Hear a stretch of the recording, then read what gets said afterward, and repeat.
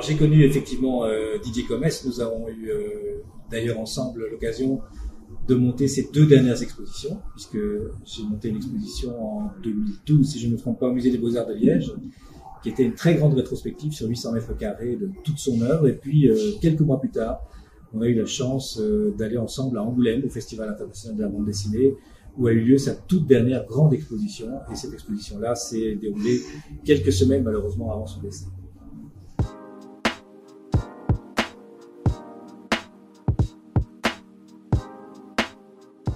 Alors les spécificités de Didier Comès, elles sont peu nombreuses, mais elles sont très importantes. La première chose, c'est effectivement le noir et blanc, la manière dont il travaille son noir et blanc, sans aucun gris, sans aucune zone de gris, est très particulière. Il n'est pas le seul à le faire, mais c'est quelque chose qu'on voit assez peu. L'autre chose qu'on pourrait distinguer, c'est l'utilisation du silence. Là non plus, il n'est pas le seul.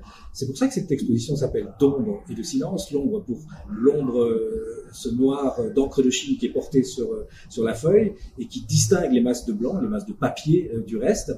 Et puis le silence, parce qu'il utilise toute la grammaire silencieuse de la bande dessinée.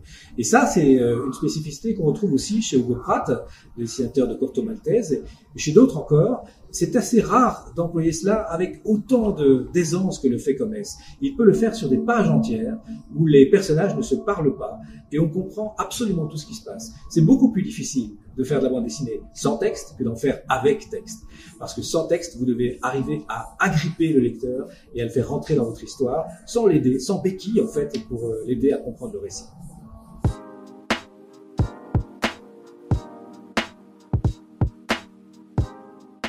Alors c'est toujours difficile de tout voir dans une exposition, mais je vous invite à regarder avec beaucoup d'attention et dans la lumière, peut-être ici dans cette galerie, ici c'est le meilleur endroit, la manière dont les noirs sont posés, c'est-à-dire dont les masses d'encre de Chine sont posées par Comès sur les planches. Il y a peu d'auteurs qui travaillent leur noir de cette manière-là, c'est-à-dire aussi charbonneuse, hein, c'est vraiment une matière totalement opaque. Et le petit secret en fait de Comès pour y arriver, c'était de garder ses encres de Chine. Il gardait ses encres pendant des années.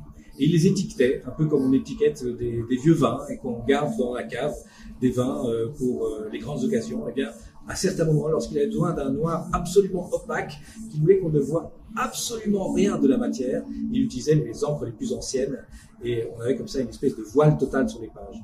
L'autre chose que vous verrez si vous observez bien les pages, c'est qu'il n'y a pas de remords, il n'y a pas de repentir.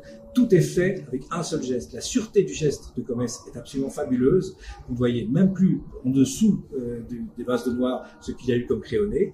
Et ça tient aussi au fait que c'est un dessinateur industriel à la base. Donc il a dessiné dès 15 ans des machines-outils pour l'industrie textile à Verviers. Donc sa main a été habituée dès ses 15 ans, 15-16 ans, à travailler vraiment avec une espèce de rigueur absolue sur le dessin et une propreté totale. Et ça se ressent aussi quand on voit ces planches. Donc peut-être que si vous n'y prêtez pas attention, ça vaut la peine de regarder un tout petit peu dans la lumière les quelques petites choses qu'on peut remarquer de près.